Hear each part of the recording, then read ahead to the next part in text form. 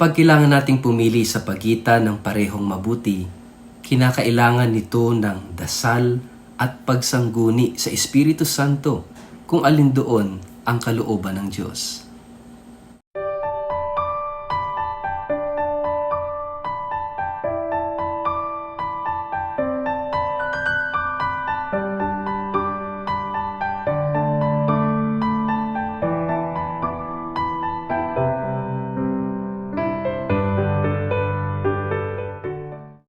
Ang mabuting balita ng Panginoon ayon kay San Lucas. Si Jesus at ang kanyang mga alagad ay nagpatuloy sa kanilang paglalakbay at pumasok sa isang nayon. Malugod silang tinanggap sa tahanan ni Marta. May kapatid siyang si Maria na naupo sa may paanan ng Panginoon upang makinig sa kanyang itinuturo. Si Marta naman ay abalang-abala sa paghahanda, kaya't lumapit siya kay Jesus at nagsabi, "Panginoon, baliwala po ba sa inyo na pinababayaan ako ng kapatid kong maghanda ng nag-iisa? Sabihan nga po ninyo siyang tulungan naman ako." Ngunit sinabi ng Panginoon sa kanya, "Marta, Marta, nababalisa ka at abalang-abala sa maraming bagay, ngunit iisa lamang ang kailangan. Pinili ni Maria ang mabuti at ito'y hindi aalisin sa kanya." Mga kapatid, ang mabuting balita ng Panginoon.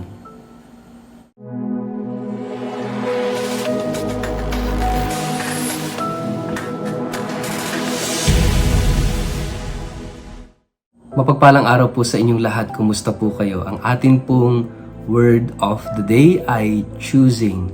Araw-araw, gumagawa tayo ng mga choices sa buhay. Pumipili, nagdidesisyon, nagpapasya.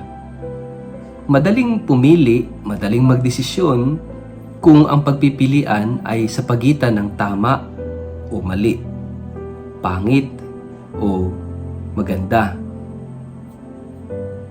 Siyempre, pipiliin natin kung ano yung mabuti, kung ano yung tama, kung ano yung maganda. Pero kung ang pagpipilian ay parehas na mabuti at kinakailangan mo lang pumili ng isa doon tayo mapapaisip. Alin kaya ang aking pipiliin? Paano kaya ako pipili? Mga kapatid, ito yung sitwasyon sa ating gospel ngayong araw na ito. Siguro ay pamilyar sa inyo ang kwento ng magkapatid na Marta at Maria, na kung saan si Marta ay abalang-abala sa gawaing bahay, sa paghahanda para sa Panginoon at sa kanyang mga alagad. Maganda yon.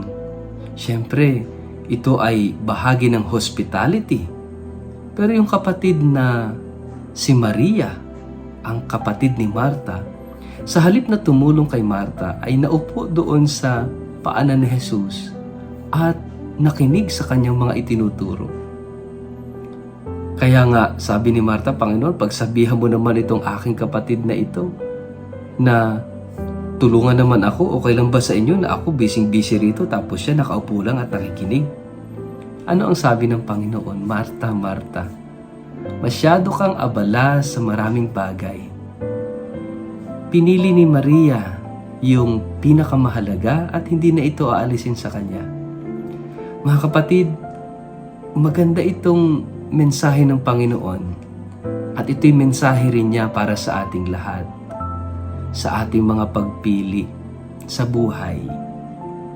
Let us make it sure na what we are choosing is the better part, yung pinakamahalaga. Minsan kasi di ba, tayo nabubuhay tayo sa mga superficiality, sa kababawan ng buhay. Yung bang masyado tayong abala sa maraming bagay, ano yung kakainin ko, anong isusuot ko, anong ilalagay ko sa mukha, saan ako pupunta, kung ano, tingnan ho natin. Tingnan mo kung ano yung mga bumabagabag sa'yo, yung pumupuno sa araw mo, yung mga choices mo, at tanungin mo yung sarili mo, essential ba talaga yan? Mahalaga ba talaga yan? Gaano kahalaga? Baka naman ikaw na lang ang nagsasabing mahalaga yan. Tingnan natin, tayo ba Nakikita pa ba natin kung ano yung talagang significant? Kung ano talaga yung essential? Kung ano talaga yung mahalaga? O baka naman mababaw na tayo? Baka naman nabubuhay na tayo sa superficiality ng buhay. Minsan abalang-abala tayo sa ating kababawan. Pwede bang magpalalim tayo? Katulad ni Maria. Si Maria, para bang walang ginagawa sa kwento. Parang tamad sa kwento. Pero ang totoo, hindi. Naupo siya sa may paanan ni Jesus at nakinig sa Kanya.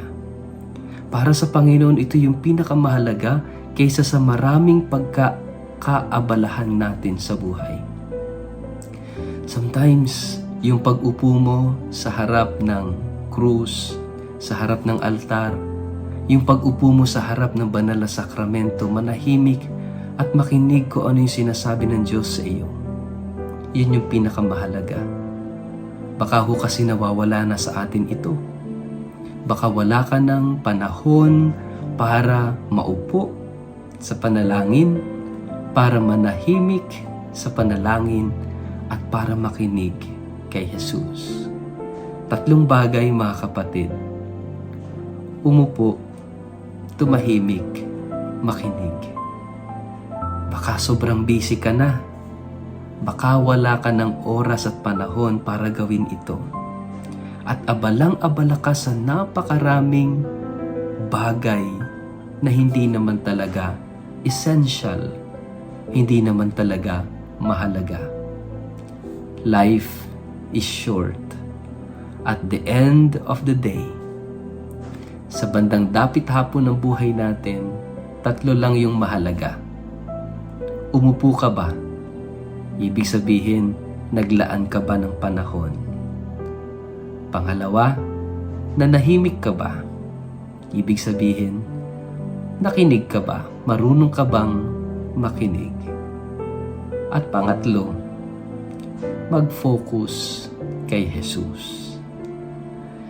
Mga kapatid, sana ito'y huwag mawala na bahagi ng buhay natin araw-araw. Ang umupo, manahimik at makinig kay Jesus. Makinig sa Diyos.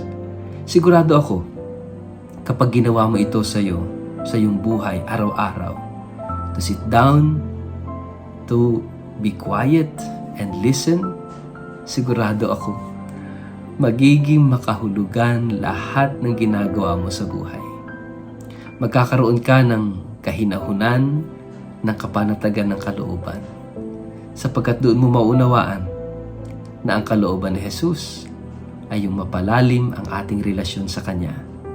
Na ang pinakamahalaga sa lahat, hindi yung trabaho mo, hindi kung ano yung nagagawa mo, kundi yung mga relasyon mo.